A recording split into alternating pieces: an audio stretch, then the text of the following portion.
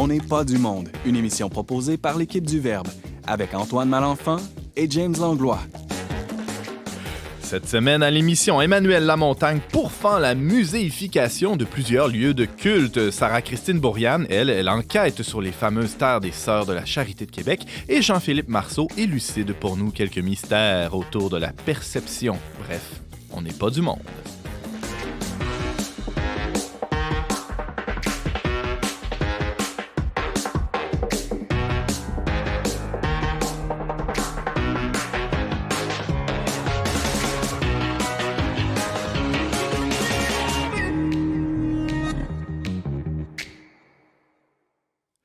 Bonjour à tous et bienvenue à votre magazine Foi et Culture. Ici Antoine Malenfant en compagnie du perceptible James Langlois. Bonjour James. Une chance que je suis perceptible, Antoine. Ouais, mais tu sais, est-ce que ce que je perçois, c'est la réalité? Je le sais pas trop. Hein. En fait, je le sais plus trop. J'espère que tu n'en doutes pas. Moi, je t'appellerais l'intelligible, Antoine. Ah, c'est important que tu sois intelligible comme Edmond. Oui, si je ne l'étais pas, ça irait pas bien. Mais question de perception, là, on en parle aujourd'hui. Ben ouais, à la fin de l'émission avec Jean-Philippe Marceau. Salut. Bonsoir. Bonsoir à tous les auditeurs. Lui, dans la nuit de l'esprit, c'est pour ça qu'il dit bon. C'est pour ça, mais là, tu vas quand même mettre la lumière, même si c'est la nuit de l'esprit, là, sur les mystères de la personne. Exact. Des nouvelles affaires qu'on a découvertes puis qui ne sont pas encore très connues, mais il y a une couple d'affaires qui vont être assez étonnantes, je pense. On va rester à l'affût, à l'écoute, assurément. Merci d'être avec nous. Sarah-Christine Bourriane, bonjour. Bonjour. Tu as fait une enquête. Oui. Et je vais vous partager le fruit de mes découvertes. Tu parles des terres des Sœurs de la Charité de Québec qui sont au cœur d'une petite saga dans la ville, mais ça a des implications plus larges. Hein. Ça questionne tout notre rapport à l'urbanisme, à l'aménagement du territoire. C'est vraiment passionnant. Ouais. Et tu signes un article d'ailleurs dans le magazine Le Verbe. Tu vas nous en parler dans quelques instants. On va vous donner l'eau à la bouche. Yes. Merci Sarah d'être là. Et on commence l'émission avec Emmanuel Lamontagne. Bonjour. Bonjour. Tu nous parles de patrimoine religieux, un de tes dadas. Oui, une de mes spécialités. Et là, j'en dis pas plus parce qu'on y va tout de suite. À l'instant.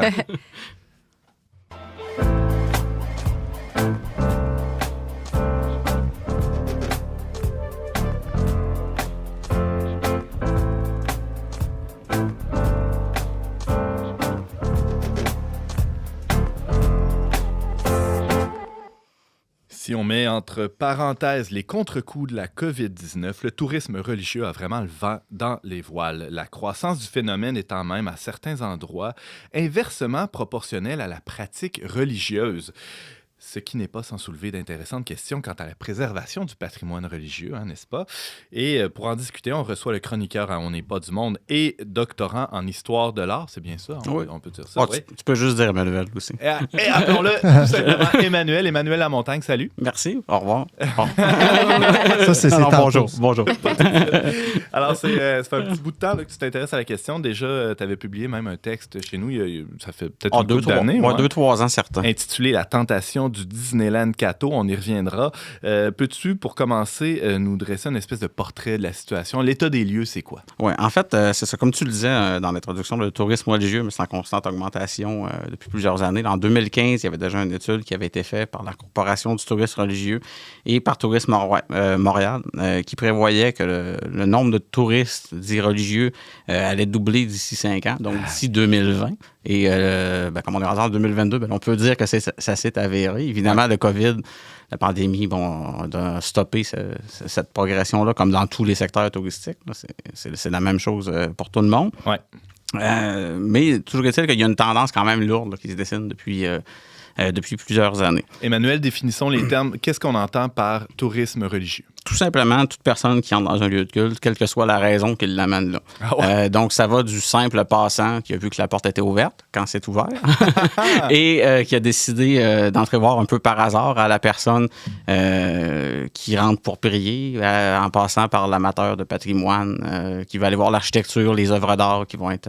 Évidemment, les gens qui viennent de l'autre bout du monde pour faire un pèlerinage sur certains lieux, ça peut être... Ça inclut, évidemment, ça inclut, c'est ça. Comme, c'est vraiment... comptabiliser dans ces statistiques-là toute personne là, qui va visiter le lieu de culte, indépendamment de la raison, qui l'amène. Donc, on a un mélange là, de d'un peu tout le monde là, pour toutes sortes de raisons qui rentrent. Et évidemment, ces clientèles-là, si on peut prendre le terme, vont avoir des besoins qui vont différer. Ouais. Mais tout ça, il faut garder en tête aussi que ce pas des catégories qui vont être exclusives. C'est-à-dire qu'on peut rentrer parce que la porte était ouverte, tout simplement, par curiosité, puis prier. Et inversement, on peut rentrer là parce qu'on avait l'intention de prier, finalement, pas prier parce qu'on aime le décor, puis on se met à plutôt observer l'architecture ou les œuvres d'art qu'il y a dans l'église. Là. Donc, les raisons sont multiples et s'entrecroisent. Donc, il ne faut pas faire des cloisons, de voir ça en silo. Ah ben là, il y a le pèlerin qui n'est que le pèlerin, ou il y a le passant qui n'est que le passant. Moi, ça m'arrive souvent pendant les homélies plates de finalement être là pour regarder les œuvres d'art. Ben, Tu allais pour prier, mais tu deviens touriste. C'est ça. Ben, c'est à ça que ça sert, en fait, l'art dans les églises. En bonne partie, c'est pour l'élévation spirituelle. Donc, quand il n'y en a pas pendant l'homélie, ben, le décor rattrape peut-être. Ça, c'est quand ça élève. Hein? Quand ça c'est pas toujours le cas. Oui. Ah ben là, c'est sûr qu'on va en parler aujourd'hui. Ouais, ça, on peut faire une autre chronique sur ça, complètement. Emmanuel Lamontagne, est-ce qu'on peut dire que globalement, c'est une bonne nouvelle, cette recrudescence-là, cette augmentation-là du tourisme religieux? En soi, oui, parce que l'augmentation de la fréquentation va amener une plus grande découverte de ce patrimoine-là, qui est quand même une bonne nouvelle en soi. Mais tout ça, évidemment, vient avec certains défis. Il faut dire aussi que l'augmentation, pour nuancer un peu le propos, là, est surtout concentrée dans les sanctuaires majeurs.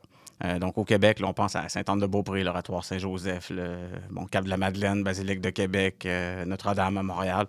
Donc, les endroits où il y a souvent urbain, il y a plus de touristes, surtout de touristes étrangers, et qui vont être aussi des lieux de pèlerinage dans certains cas, là, comme par exemple comme Beaupré ou le Cap de la Madeleine, mais c'est pas uniquement non plus dans les grands sanctuaires. Il y a aussi des petites églises patrimoniales dans les villages. Oui, c'est ça, exactement. Donc, on voit là, depuis une couple d'années, il y a une tendance à vouloir ouvrir les églises, plutôt, surtout pendant la période des festivals, là, de mai à septembre.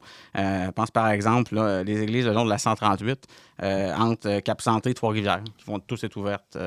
Pendant l'été, il y a des guides à chaque endroit, ou Saint-Charles-Borromée ou Très-Carré à Charlesbourg, ici à Québec, qui est ma paroisse. On salue les gens de Charlesbourg. qui est ouverte tout l'été, même si c'est loin d'être un centre touristique là, dans la ville de Québec. Là, c'est excentré vers le nord. Bon, là, on le pressent, là, tout cet afflux-là de visiteurs, ça soulève d'importants défis. Tu disais, bon, il n'y a pas de catégorie fixe. Là, c'est des fois, les intentions du touriste sont modulables.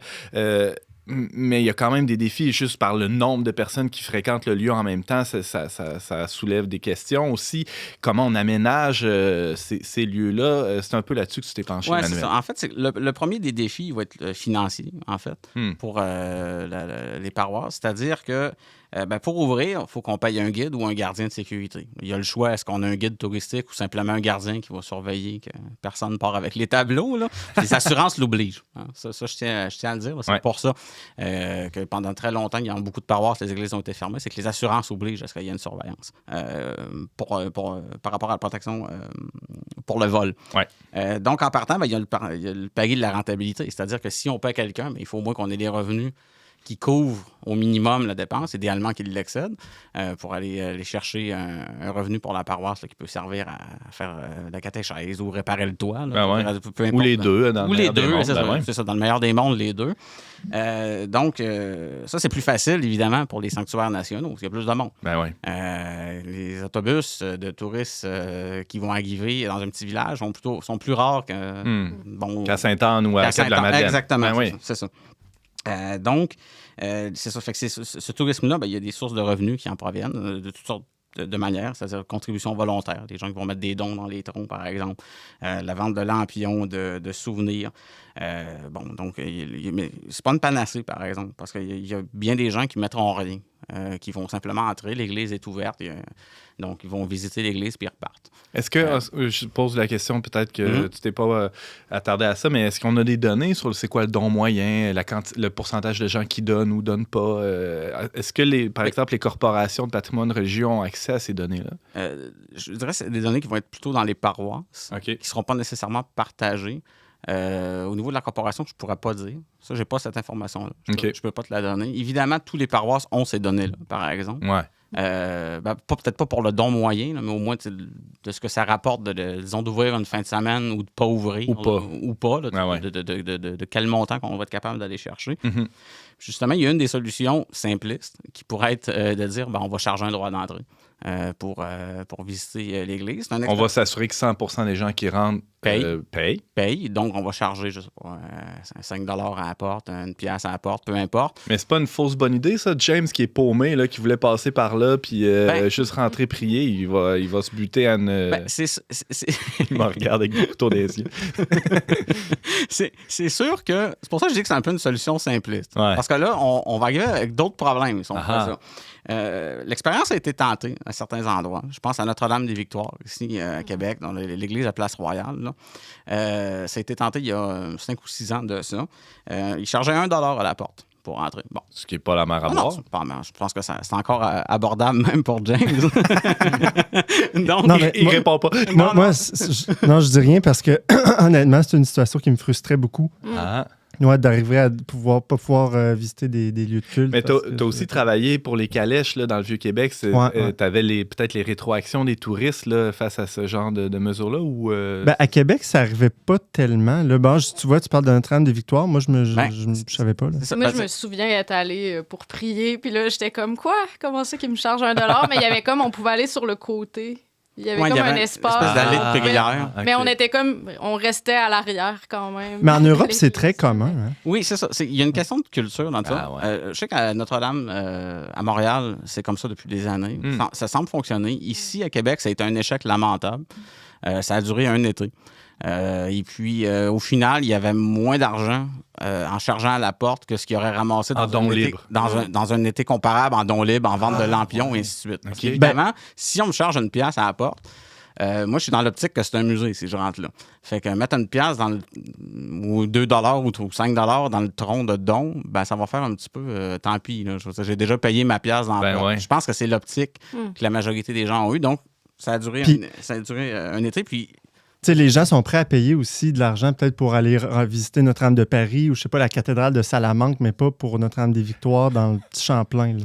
Il y a une question de perception. Forcément, Notre-Dame-des-Victoires, c'est moins connu que Notre-Dame de Paris.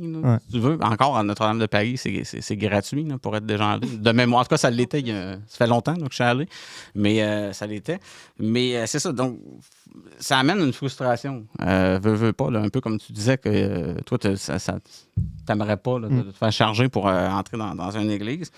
Il y a des gens qui ne rechigneront pas. L'amoureux du patrimoine qui rentre là pour voir l'architecture. L'historien d'art, là, par exemple, qui va aller à Notre-Dame-des-Victoires, ça ne dérangera pas de payer une pièce. Pour voir les tableaux qu'il y a dedans. Aujourd'hui aussi, on n'a plus d'argent de poche. Là, je veux dire, comment tu fais c'est un autre problème.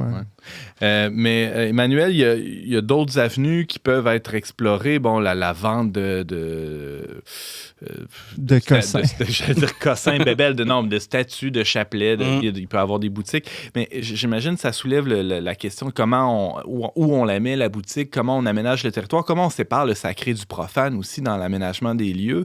Il y a eu plusieurs expériences qui ont été tentées. Je pense que tu as une espèce de palmarès à nous présenter. Oui, c'est ça. Dans le fond, je divise ça en trois grandes catégories, là, si tu veux. Donc, dans le monde idéal, on va avoir des lieux qui vont être séparés. C'est-à-dire qu'on va avoir, comme par exemple, là, je pense à Notre-Dame-du-Cap, Sainte-Anne-de-Beaupré ou l'Oratoire Saint-Joseph, où est-ce qu'on va avoir des limites qui sont claires entre les espaces qui sont réservés pour le fait religieux et les espaces, justement, de boutiques, restaurants, expositions diverses. Donc ça, c'est vraiment le monde idéal. Il y a des endroits où ça marche moins bien pour une question tout simplement d'espace. Donc, je pense par exemple au sanctuaire diocésain de Sainte-Thérèse de Lisieux, ici à Québec. Ce qui frappe en rentrant là, c'est l'énorme tas de panneaux explicatifs qu'il y a dans la nef. Il y en a partout. Il y en a vraiment partout. Là. C'est au point qu'on a de la misère à avoir le chemin de croix à ces murs. Et je n'exagère pas. Ce n'est pas juste une figure de style pour faire réagir. Il y a vraiment un tas de panneaux partout. Tout ça est fort pertinent parce qu'on parle de Sainte-Thérèse, à la fois du sanctuaire, de l'histoire du sanctuaire, comment ça s'est développé et de la vie de Sainte-Thérèse de Lisieux en soi. Sauf qu'évidemment, ça déguise le lieu. T'es-tu en train de dire que trop, c'est comme pas assez? C'est ça. Mais c'est surtout que je pense que l'attention est bonne. Ouais. mais il y a un espacement qui n'est pas suffisant pour fournir toute cette information-là, qui devrait se retrouver idéalement, encore là, si le budget le permet, dans un lieu qui va être autre. Oui, c'est ça. C'est peut-être justement par manque de fonds.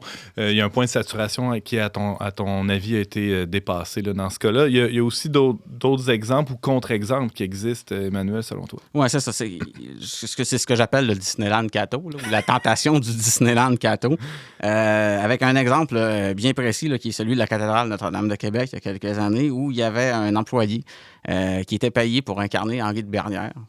Probablement personne ici sait c'est qui. Là. C'était le premier curé de la paroisse. Ah.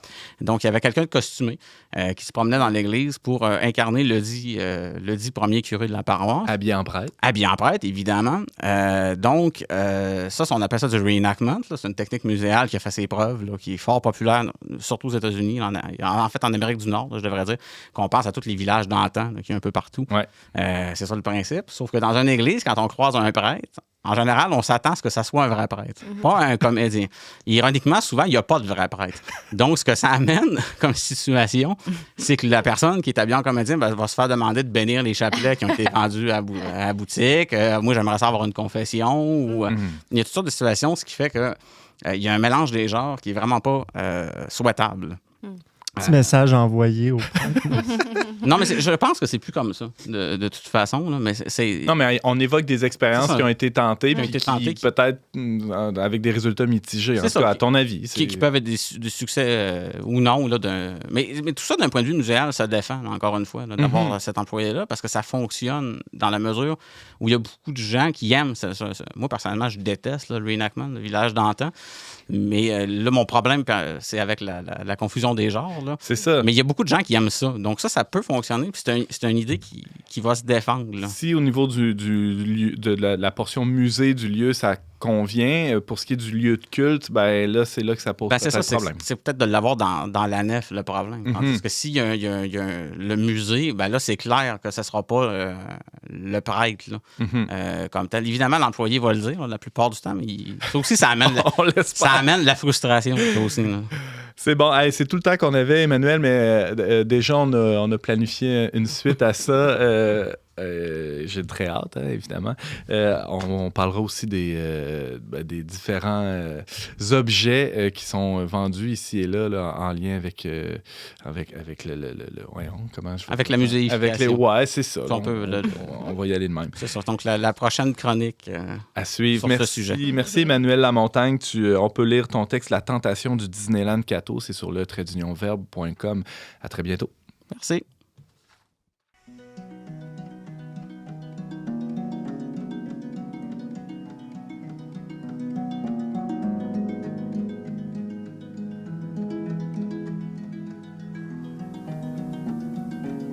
All fables fail you when you're older, and still the mirror on your wall keeps you from staring into the darkness, and visions keeping you awake.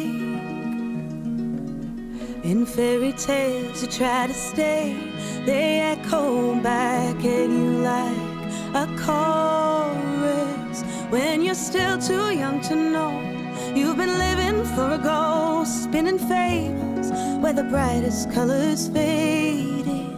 Stories fail you when you're grown, can't hide us from our fall, but my love for you is bold. Take it all.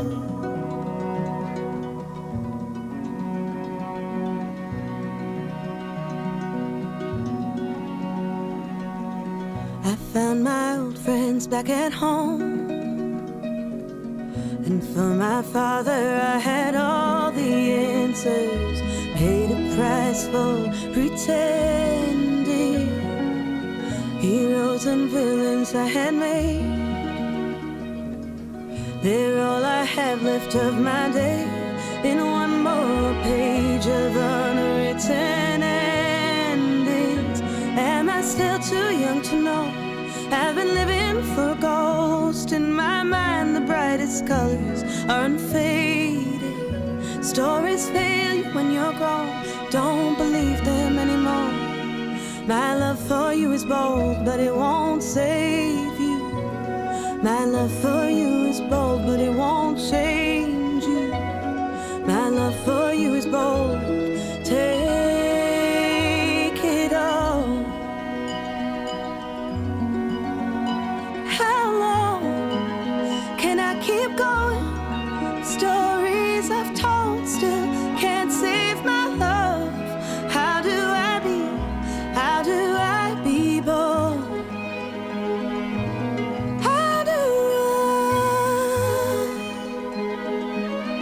Stories I've been told can't save you from it all.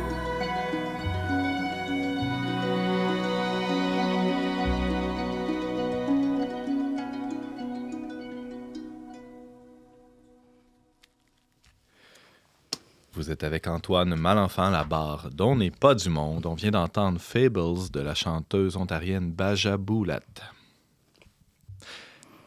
Légèrement à l'est du centre-ville de Québec se trouvent d'immenses terres agricoles appartenant à la communauté des Sœurs de la Charité. Ces terres sont au cœur de la ville, certes, mais elles sont aussi au cœur d'un vif débat social. Quoi faire avec ce joyau? Notre journaliste Sarah-Christine Bourriane vient tout juste de publier un reportage sur le sujet dans notre plus récente édition du magazine Le Verbe. Sarah-Christine, salut! Salut! C'est un dossier que tu as travaillé tout l'automne dernier. Tu as mis quand même quelques heures peut-être là-dessus. pas tout l'automne, Ah ouais, mais ça s'est fait longtemps. étiré sur plusieurs semaines. Je t'ai vu travailler là-dessus. Oui, là. c'est vrai. C'est surtout long, essayer de trouver les bonnes personnes à qui parler, faire les prises de contact. Puis c'est un dossier très politique. Ben ouais, c'est ça. Il y avait un défi particulier parce que, justement, il y a des intervenants auxquels tu aurais aimé parler, mais là, à cause de la nature très politique du dossier, il était tenu au silence, puis on comprend là, les raisons. Hein. Il y a eu beaucoup de rebondissements. Ça fait 10 ans qu'on en parle, je pense, dans les médias. Ça revient à chaque 6 mois. Il y a un article qui va sortir sur les terres des Sœurs de la Charité. Puis, à un moment donné, ça s'enlignait juste pour un peu mourir la vocation agricole des terres parce qu'il y avait le projet de Jules Dallaire qui voulait en faire comme une mini-ville.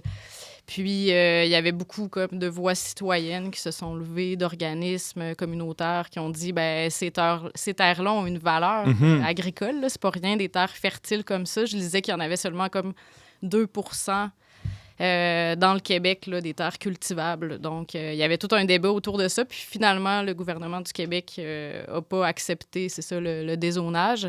Donc, revirement de situation, la vocation des terres est toujours comme en train de se discerner. Le gouvernement du Québec qui a fait la proposition de l'agroparc. Puis là, c'est ça en ce moment-là qui est plus à vif dans l'actualité parce que c'est comme sont en négociation avec les sœurs. Je pense que c'est pour ça qu'ils n'ont pas trop voulu nous accorder la parole. Mais on ne sait pas trop, par exemple, ça va être quoi ce détail-là du projet de l'agroparc. Puis je pense que, dernièrement, au mois de novembre, il y a eu un article dans Le Soleil à ce sujet-là qui parlait que les sœurs, elles veulent vraiment comme que le projet qui va advenir sur les terres rallie le plus grand nombre de citoyens possible, puis qu'elles aimeraient plus de détails sur une vision, peut-être, c'est ça. Et c'est d'ailleurs ce souci-là de l'acceptabilité sociale chez les sœurs qui avait fait qu'elles avaient reculé là, suite au projet initial là, d'en faire une espèce de grand quartier.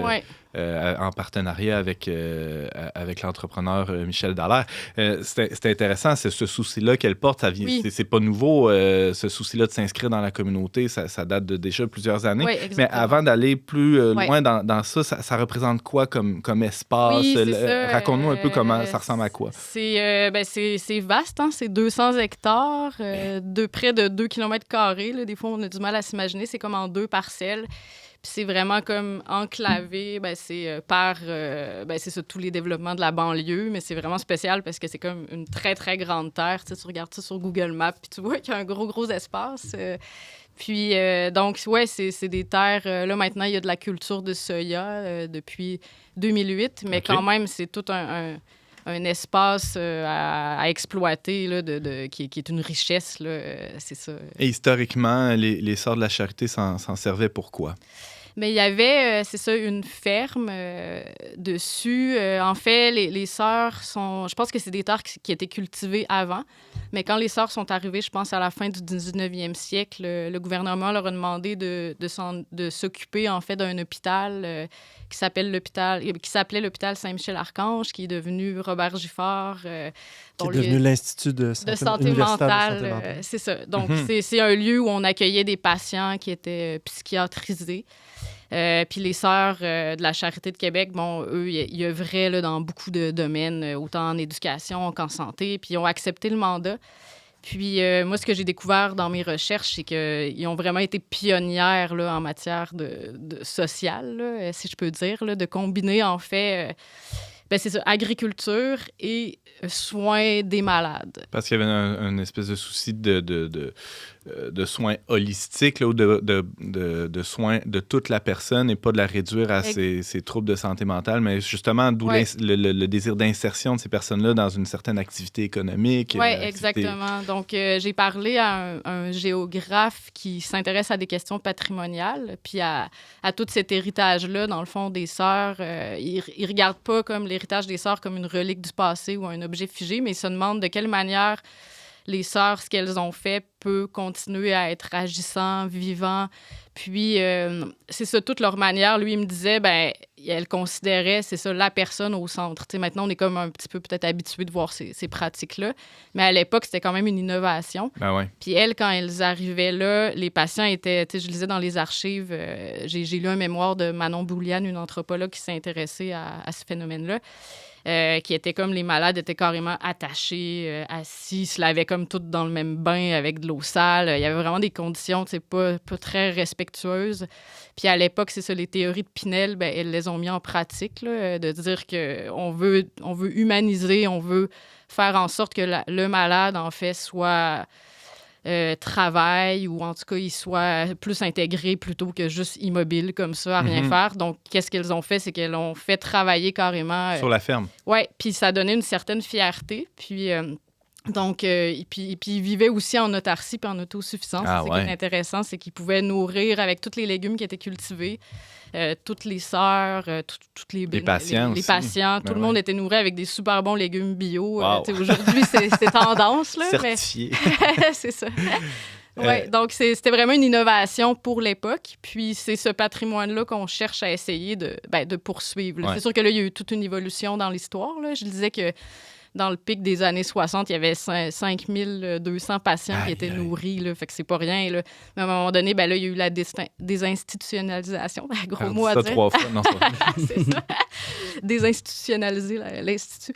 Puis c'est ça. Puis ensuite, là, il y a eu aussi les pratiques agricoles qui ont changé. À l'époque, c'était comme plus un modèle familial, d'agriculture familiale. Puis avec la modernisation... La monoculture aussi. Oui, là, il y a moins... ça requiert moins d'employés à la ferme et tout ça. Donc, là, c'est devenu plus, je pense, des pratiques d'insertion sociale pour des personnes qui étaient plus externes. Puis tout ça. Emmanuel, c'est pas loin de chez vous, ça? Hey. C'est... Ouais. Pas la ferme comme telle, mais le haut des champs de soya, oui, c'est pas loin de chez nous. C'est pas loin du boulevard Louis XIV à Charlebourg. Uh-huh. Puis, c'est ça, tu parlais de grosse production agricole. Moi, j'ai souvenir dans les années 80, quand j'étais petit. T'es vieux? Moi, j'ai le même âge que toi. En plus. Dans les années 80, j'ai souvenir là, qu'on allait là avec mes parents chercher du fromage. Il y avait une fromagerie là, pas loin de ce qui est aujourd'hui le terminus Beauport. Okay. Une fromagerie. C'est spécial parce que c'est comme au cœur de la ville. Dans l'imaginaire, on n'imagine pas aller acheter comme... mon père, qui est arrivé à Québec, lui, au début des années 70, là, se souvient d'avoir vu les vaches dans le champ. Parce que moi, il n'y avait plus de mémoire quand j'étais petit. Okay. Ou pas loin de où il y a le terminus Beauport. C'est fascinant. Parce que là, ça, c'est tout le coin d'Estimauville où il y a des tours qui sont en train de pousser. En très peu d'années, ça a beaucoup changé. D'où l'intérêt de préserver, disons, la vocation agricole de ces terres-là. Tous les débats de société qui y a autour de ça, la ville s'en mêle, le ministère de la Culture, de l'Agriculture, je ne sais pas trop. Et là, tu as rencontré aussi d'autres gens qui se sont penchés sur la question dans le cadre de ton reportage. Je suis allée faire un petit terrain là, à la ferme Bédard-Blouin, qui sont comme les voisins des sœurs. Puis eux, ils ont beaucoup... en fait, c'était vraiment spécial, mon expérience, parce que là, tu arrives, tu es sur le boulevard, il y a plein de voitures, puis là, tout d'un coup, tu arrives, les champs... jaunes, des champs de moutarde, en fait. Puis là, t'es comme, OK, on est en ville, mais... Ou pas. Ouais, puis là, c'était comme une belle journée de fin d'automne, ensoleillée. Puis là, tu prends l'air, puis ça fait tellement du bien. Puis j'arrive là, puis c'est une ferme, tu sais, familiale. Puis eux, dans le fond, ils ont acheté, c'est ça, en fait, c'est ça, c'est le grand-père en 1981, ou l'arrière-grand-père, qui avait ces terres-là, puis il a légué ça, c'est ça, à ses fils, ses petits-fils. Puis là, sont comme 2 frères et sœurs qui s'occupent de ça. Puis eux, ils ont beaucoup milité, en fait, pour garder, protéger c'est ça, ce patrimoine. Ils ont acheté en 2008 une partie des terres des sœurs. Ils ont aussi une terre qui est boisée, là, puis ils font du sirop des sœurs, comme ils disent, là, du sirop d'érable. Puis... je trouvais que... En vue de faire des pets de sœurs, éventuellement, oui, peut-être. C'est ça. Puis je trouvais que toute la vision, en fait, qu'il y avait de l'agriculture puis de la terre, tu sais, de se dire, nous, on produira pas juste des légumes pour les vendre. On veut que les citoyens aient accès, c'est ça, à cette terre-là en faisant comme de l'autocueillette. Il y a de l'autocueillette de courges, de petits fruits. Puis, ils veulent comme partager, c'est ça, leur amour de la terre. Il y a même un CPE, je pense, sur leur territoire. Ça, c'est fascinant. Là. Il y a, c'est ça, des jeunes 70, c'est ça, petits jeunes qui courent dans les champs. Puis, donc, c'est ça. Fait que leur rêve, c'est les voisins, littéralement, des Sœurs de la Charité. Leur rêve, c'est que se poursuive cette vocation-là agricole de leurs voisins. Exactement. Qui sont les terres des Sœurs. Protéger, c'est ça, ces terres-là. Je pense que tout le monde est unanime sur la question. Puis, ils ont aussi même un rêve. C'est un projet qui donne à rêver, là, ces terres-là. Puis, ils voudraient même qu'il y ait une école primaire. Peut-être, tout est possible. Puis, ça serait beau là, qu'il y ait une école primaire ou même à Sarah Blouin me parlait, une des propriétaires, de faire un truc comme moissonneur solidaire, que, tu sais, dans le fond, tous les légumes qui pousseraient pour être redonnés aux plus démunis. Puis ça irait vraiment dans la lignée de ce que les sœurs... aux pauvres comme toi. James va avoir son panier. Quand on travaille au Verbe, on n'a pas trop... Oui, on pourrait en donner à la sortie des églises. Mais j'imagine qu'eux, ça les intéresse pas comme voisins que du jour au lendemain, ça devienne un power center. Non, exactement. Puis eux, ils ont vraiment œuvré, ils ont écrit des lettres ouvertes dans la presse. Tu sais, je veux dire, il y a tout un paquet de gens là, qui appuient cette... C'est ça, outre leurs voisins, là, la ferme Bédard Blouin, il y a aussi plein d'autres organisations citoyennes qui sont mêlées à la partie Emmanuel. Moi, je peux vous confirmer, pour rester voisin de la ferme Bédard Blouin, c'est à 2 rues de chez nous, là, que je ne veux pas un power center dans ce quartier-là. Puis je pense que c'est le cas de tout le monde qui vit dans le secteur. Non, ça semble être le cas du gouvernement aussi, qui s'est montré intéressé à acquérir les terres. C'est une bonne nouvelle. Pour poursuivre cette vocation agricole. C'est quoi le projet qui est sur la table, Sarah? Je pense qu'il n'est pas très détaillé, mais je sais qu'il y a quelque chose qui combinerait recherche, pédagogie. On voudrait garder un petit peu l'aspect du patrimoine, mais c'est sûr que la vocation agricole serait gardée. Mais là, j'ai aussi parlé à un urbaniste qui, lui, était un petit peu critique. Qu'est-ce qu'il disait? C'est qui, d'abord? Simon Parent, qui est comme impliqué un petit peu sur tous les dossiers de la Ville de Québec. Là. Il est très militant aussi. Puis lui, ça fait longtemps qu'il suit ce dossier-là. Puis comme urbaniste aussi, il dit que sa vision dépasse le cadre de l'urbanisme, parce que lui, il prêche plus en faveur peut-être d'une décroissance ou de moins technologisé, ou il critique, il y a un regard critique envers, c'est ça, l'agro-industrie. Puis peut-être que le projet, c'est ça, de développement, il trouve que ça serait mauvais au sens où ça créerait pas des initiatives où on pourrait, c'est ça... Faudrait pas que ça devienne une espèce de pôle au service de l'agro-industrie, mais plutôt une espèce de lieu à la disposition des actions citoyennes plus locales. Oui, c'est ça.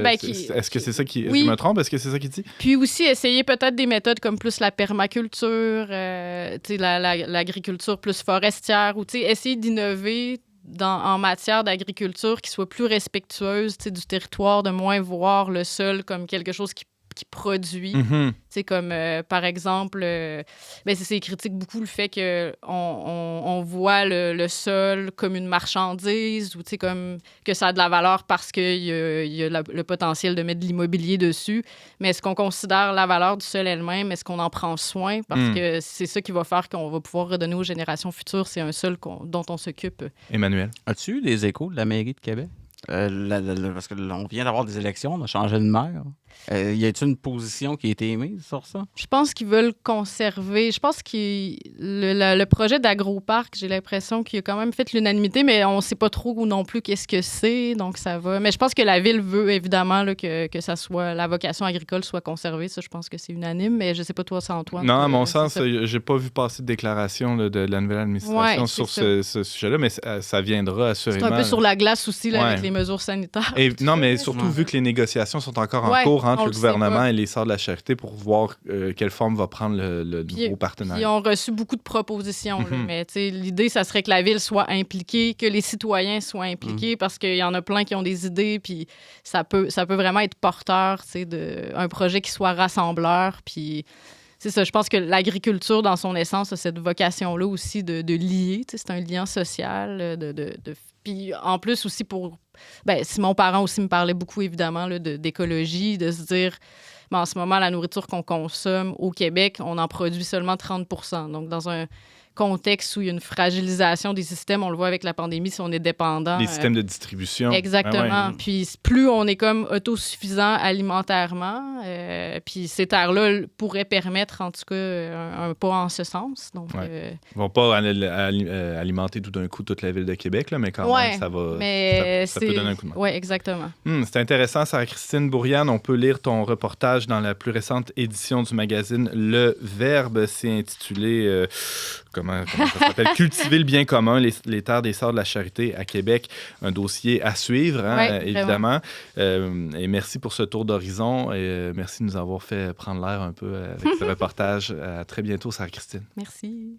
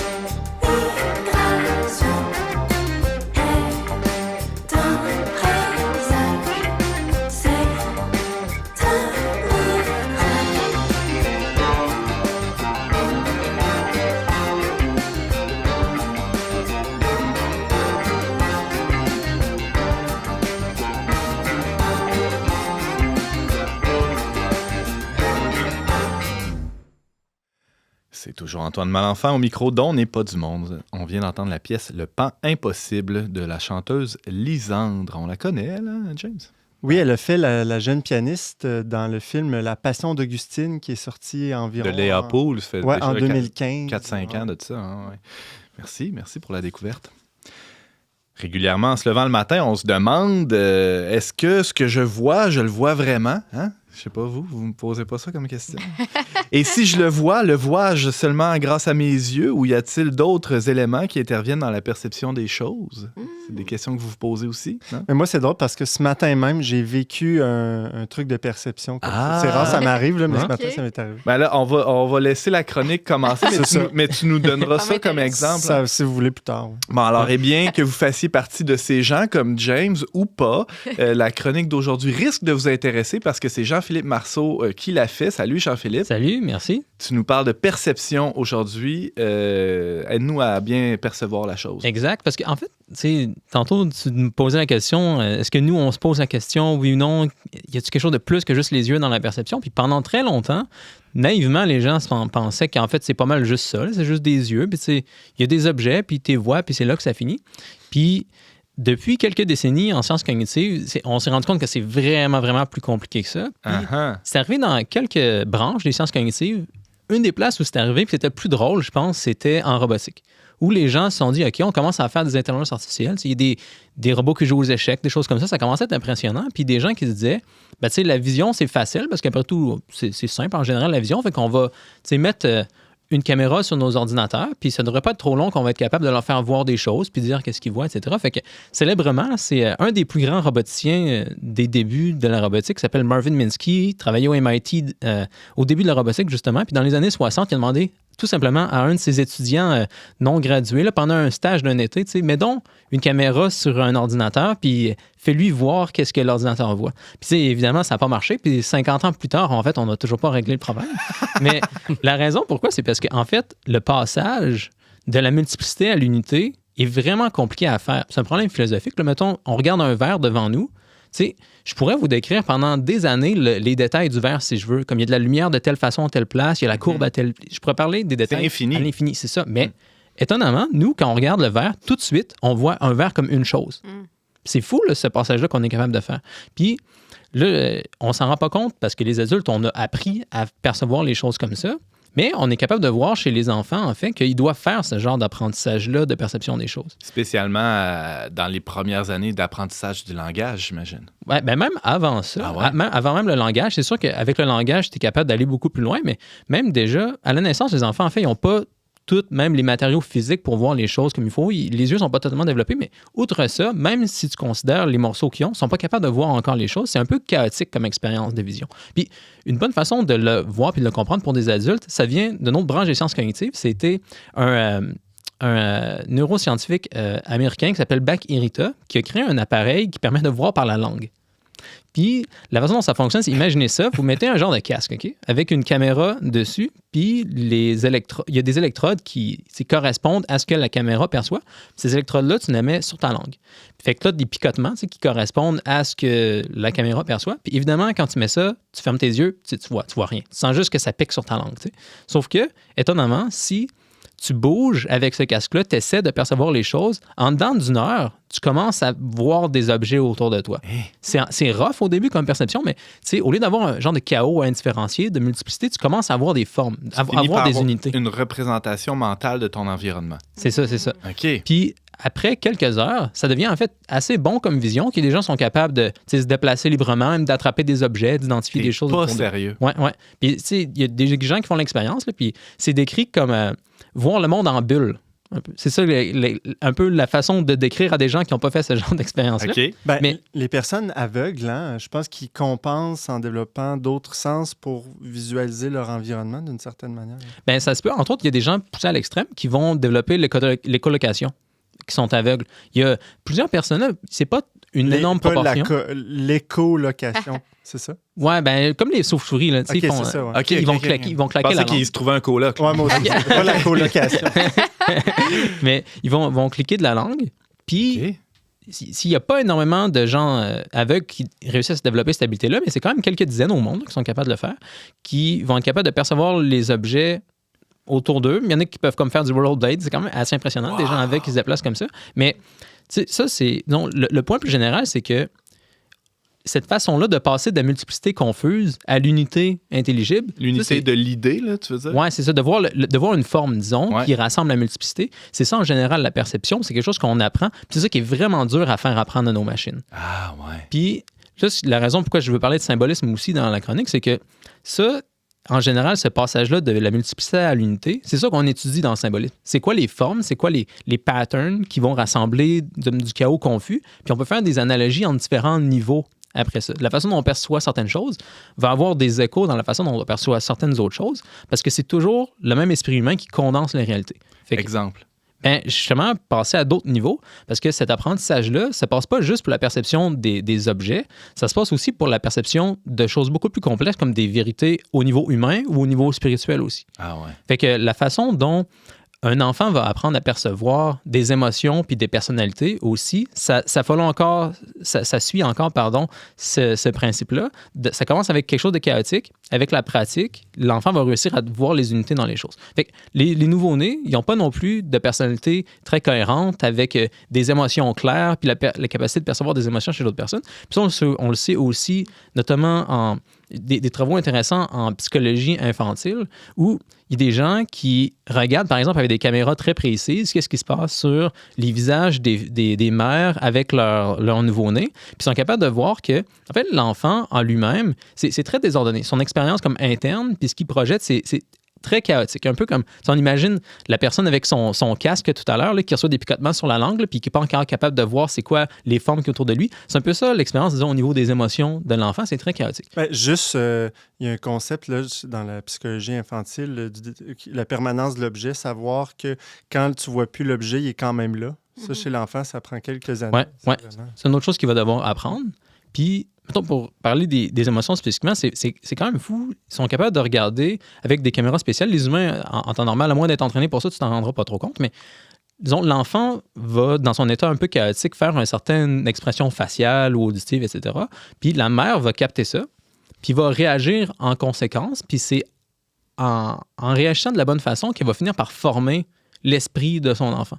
Comme les émotions qui étaient chaotiques de l'enfant, à force de ce miroir-là intelligible que la mère donne, va finir par donner vraiment une forme puis une personnalité à l'enfant. Fait entre autres, c'est Peter Fonagy, un psychiatre américain, si je ne me trompe pas, qui a beaucoup développé ce genre d'idée-là. Mais ça, la mère, cette interaction-là, elle va le faire de manière inconsciente, si je te suis bien. Oui. OK. Mais je pense que c'est...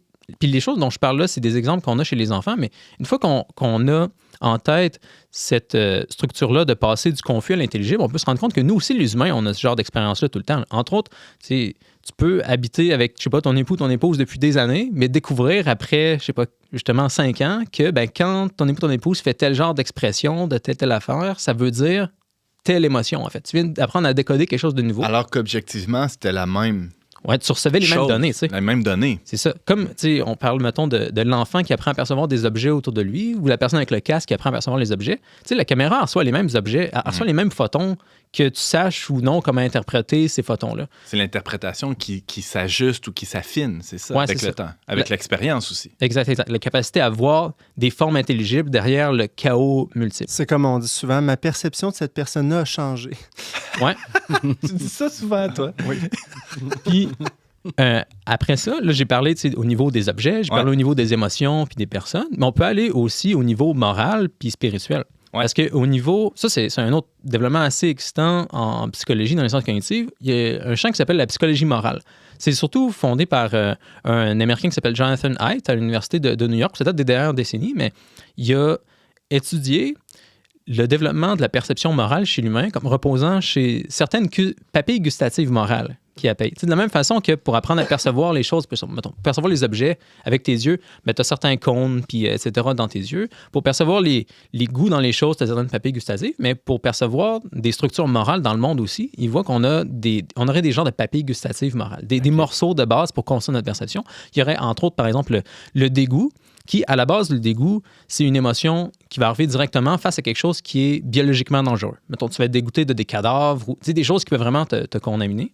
Mais on apprend, avec l'âge, à utiliser cette émotion-là pour voir certaines réalités morales qui sont dangereuses pour nous aussi.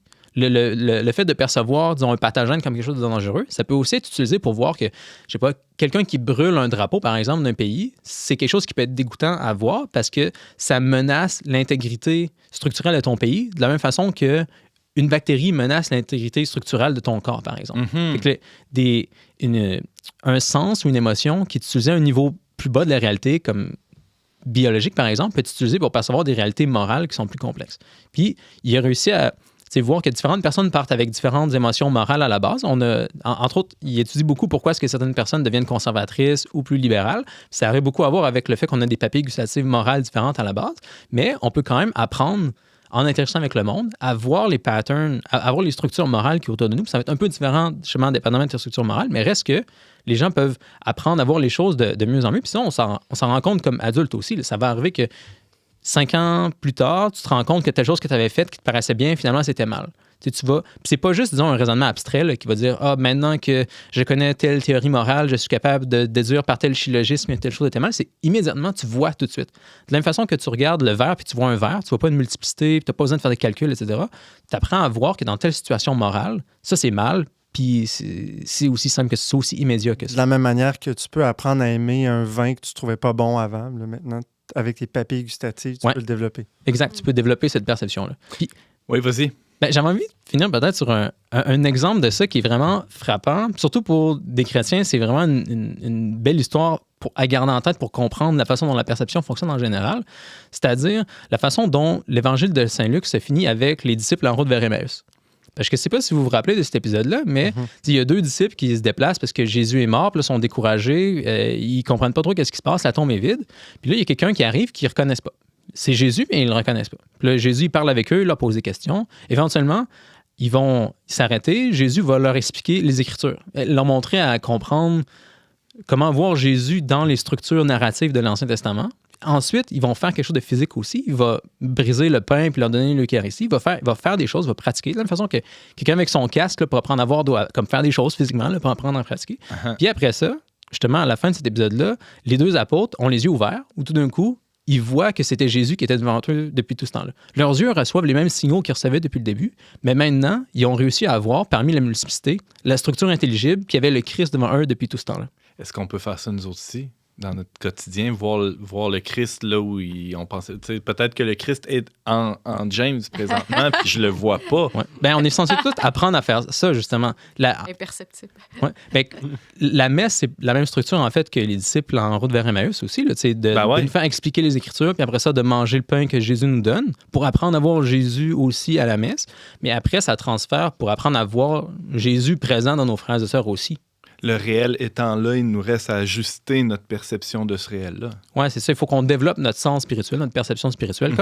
Comme quelqu'un avec le casque bizarre doit apprendre à voir les objets ou comme un enfant doit apprendre à percevoir des objets, il faut qu'on développe notre perception au plus haut niveau là, pour voir le créateur derrière la création. Fascinant. Merci beaucoup, Jean-Philippe Marceau. On peut t'entendre régulièrement à notre plus grande joie. On n'est pas du monde et te lire aussi quelquefois sur le-verbe.com. À bientôt. À bientôt.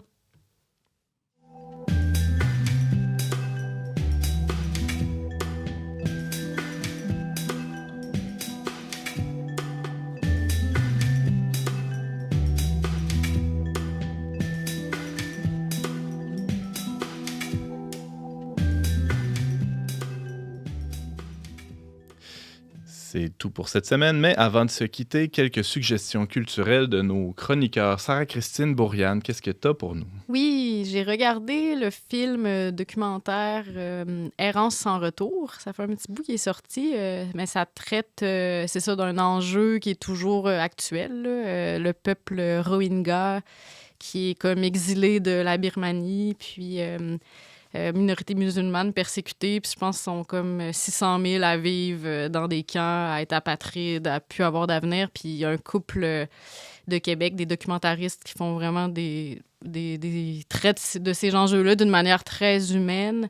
Puis ils ont fait un bijou là, de documentaire qui d'ailleurs, il circule en ce moment en festival, qui a gagné plusieurs prix. Ils ont même été décrété personnalité de l'année par Le Soleil. C'est ça, Journal à Québec. Mais bref, on peut voir ça où, ce documentaire-là? C'est disponible en ligne sur Vimeo. C'est produit par Spira. Puis eux, ils ont comme une boîte de production qui s'appelle MoFilm. Fait que tapez Errance sans retour, puis ça va vite apparaître. On peut le louer en ligne, en fait. Ça va les encourager parce que c'est un traitement différent de ce qu'on voit habituellement. C'est pas comme un reportage d'information, mais on entre avec eux dans leur vécu, dans leur quotidien. Puis, ouais. Merci, Sarah. Emmanuel? Ouais, moi, comme d'habitude, ça va être quelque chose de beaucoup plus léger. Donc, pas grave. Il n'y a pas de mauvaise suggestion, Emmanuel. Non, je sais. Quoique. J'ai toujours le truc le plus léger. En fait, moi, je vous suggère pour les amateurs de lutte professionnelle, en fait, qui sont en manque comme moi, en fait, faut que ça part d'un intérêt personnel, qui sont en manque de galas en personne. Il y a à la télévision, à MaTV, il y a la North Shore Pro Wrestling, NSPW, qui est, malgré son nom anglophone, est une fédération de lutte locale de Québec qui a recommencé à diffuser la saison 5. Donc, c'est disponible à MaTV chaque semaine. Il faut souligner que tu avais quand même contribué de près au reportage que Simon avait fait il y a de cela 2 ans, je crois. J'étais allé avec Simon Lessard pour sur la lutte. Sur la lutte professionnelle. C'est moi qui ai fait découvrir cet univers-là. Et les parallèles qu'on peut faire avec le théâtre grec. C'est une version moderne. Et la lutte entre le bien et le mal, présentée de façon allégorique. On en reparlera. Ah ouais, c'est ça. Jean-Philippe, tu as quelque chose à rajouter? Oui, mais j'en aurais une aussi, en fait. Surtout par rapport à la chronique que je viens de vous faire sur la perception puis développer la capacité de voir les formes derrière la multiplicité. Il y a un film qui est sorti il y a 5-6 ans qui s'appelle Arrival, ou l'arrivée, quand il y a des extraterrestres qui arrivent sur Terre. Il faut que les humains développent la capacité à percevoir ce que les extraterrestres donnent. C'est un bon exemple de film qui explore ce genre de trucs-là. Puis sur le blog auquel je contribue, j'ai un ami, Derek Fiedler, qui a écrit un article là-dessus où comment est-ce que dans le film, les gens apprennent à voir certaines réalités qui n'étaient pas disponibles au début du film. Je ne l'ai pas nommé tout à l'heure, mais le blog auquel tu contribues s'appelle The Symbolic World. Exact. On a juste à taper ça dans notre moteur de recherche et on tombe sur ce magnifique travail que vous faites, quelques contributeurs ensemble. Merci Jean-Philippe Marceau et James, rapidement. J'ai un auditeur, Marc-Antoine Parent. Allô Marc-Antoine, qui nous a écrit récemment pour... J'avais suggéré le fameux missel Laudaté des éditions Artege et lui, il a fait une recherche. Il existe aussi des applications qu'on peut avoir sur notre cellulaire, des missels un peu comme application. Donc, il nous a dit, il existe le Magnificat qui présente aussi la nouvelle traduction de la messe, ceux qui voudraient suivre, apprendre la nouvelle traduction. Et je pense que moi, je rajoute, Prions en Église aussi, ont cette possibilité-là de suivre, d'apprendre la nouvelle traduction avec l'application cellulaire. Merci à tous. Merci à vous d'avoir été avec nous cette semaine. Vous pouvez réécouter ou partager cette émission en tout temps via votre plateforme de balado-diffusion préférée. Pour tous les détails, visitez le-verbe.com/radio. Je remercie nos dévoués chroniqueurs, James Langlois et Marc-Antoine Baudette à la technique, ainsi que la Fondation Lucien Labelle pour son soutien financier. On se retrouve la semaine prochaine, même heure, même antenne, pour une autre émission dont n'est pas du monde.